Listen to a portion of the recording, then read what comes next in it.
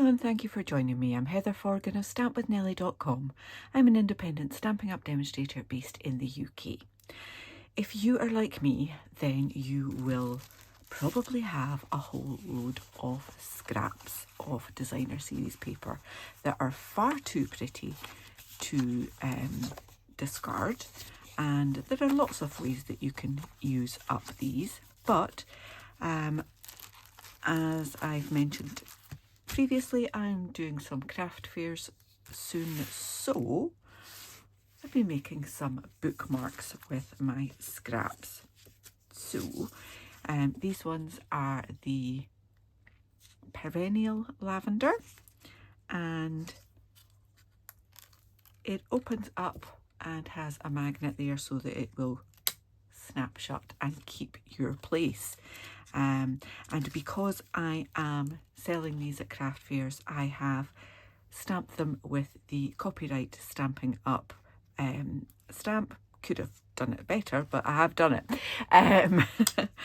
So that I meet the angel policy for Stampin' Up. So I will put a link to the angel policy in the description for this video, but it basically means if you're using Stampin' Up supplies to make things to sell, then you need to give them the credit for their designs, and that's exactly what I've done. So this one, Highland Heather, and some of that gorgeous iridescent striped trim, ribbon, and then I've used some of the silver trim, and on some of them I've used the gold.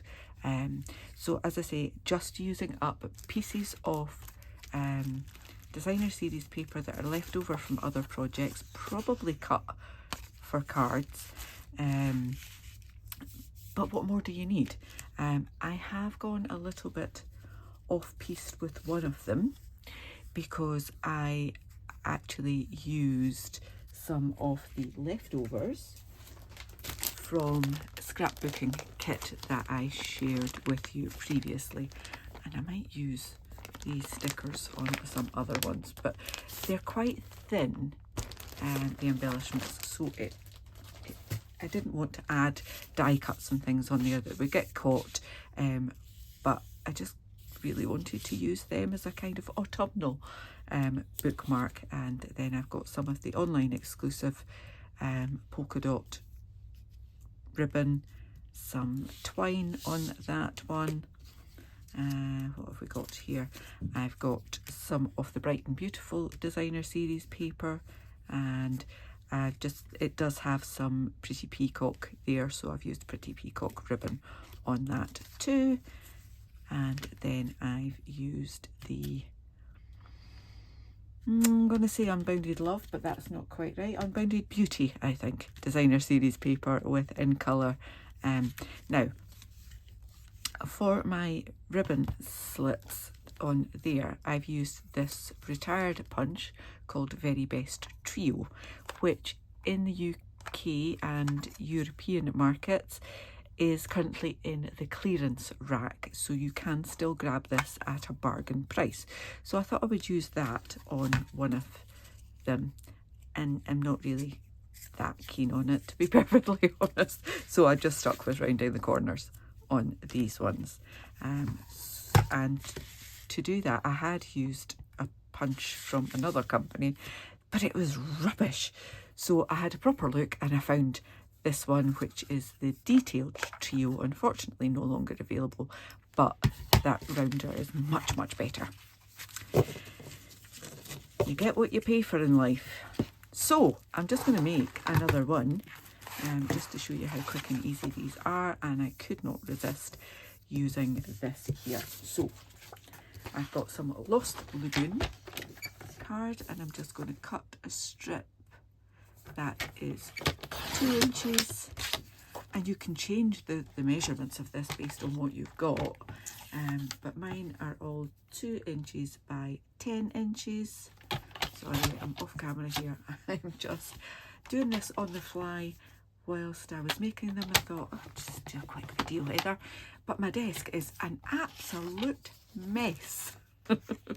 Right, so I want 1.5 inches on this I want to keep that lovely thistle there, so I might, yeah, that'll be fine actually.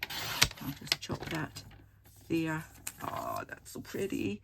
And that is by 4.5 inches. You'll get the measurements in my blog post. There'll be a link to that in the description for this video. And just pop that on there with my favourite old liquid glue.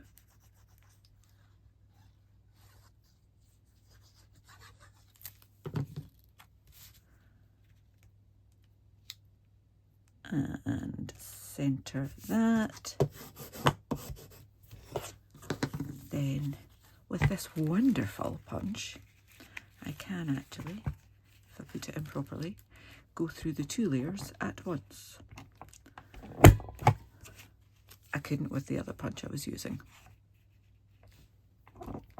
Even on one layer it wasn't very accurate all of the time. And then I could actually just use this one for that, but I prefer the slit on this one. And as I say, you can get this one in my markets at the moment in the clearance rack. Can't remember how much it is, but it's a lovely punch. There we go. So on this one, what am I going to use? I think I'm going to use more, yeah, going to use the Petunia Pop ribbon. And I've got my ribbon snips here. I don't quite like the angle that that's at on there, so I'm just going to do them both the same. Line that up, and I can pull one shorter than the other if I wish, so you can see both. But these are going to go in books, so they will get a bit more wear and tear than a piece of ribbon on a card. So I just like to melt the ends of it. I'm not burning it, but it just stops that from fraying.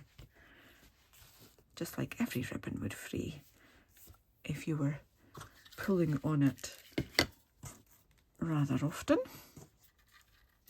Now on some of them I did actually put a little glue dot in it there, but I don't really need it because this trim is going to keep it in place. So this one comes in a pack with gold and silver, so I've used both of them on some of these.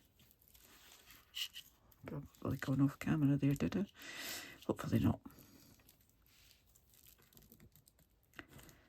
And as usual, just my little playing about to make sure I'm happy that my loops are similar, and chop the tails off. There we go. Last bit to do is to add the magnets, and I bought these that are specifically for bookmarks from the magnet shop in the UK, but any thin magnets, even the stuff that I use for my dies, would do the trick. So just going to make sure that that still opens nicely, and I haven't tied that ribbon too tight at the top, and it will open all the way, so that is fab. Take the backing off one of the pieces of magnet,